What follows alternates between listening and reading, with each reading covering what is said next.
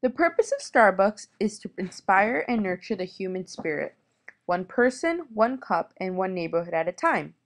The products Starbucks provides range from beverages, pastries, and other snacks. Starbucks targets everyone, ranging from the average white collar worker to college students. They are located all across the world and are expanding.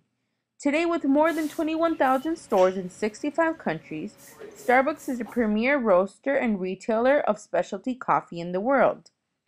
They opened in 1971 in Seattle's historic Pike Place Market with simply a single store. Howard Schultz, in August 1987, purchased Starbucks with the help of local investors and grew from then on.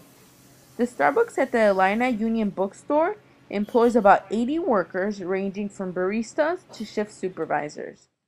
The environment within this Starbucks is a friendly and amazing experience, a home away from home.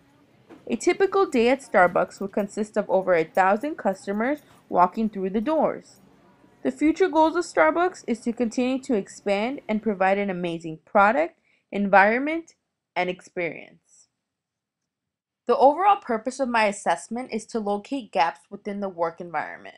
The goal is to create baristas that can provide an amazing product, experience, and environment at Starbucks.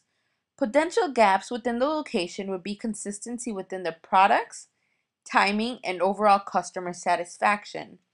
Data collection methods that I might use for the assessment would be via the internet through videos, online quizzes, and in-person training and testing.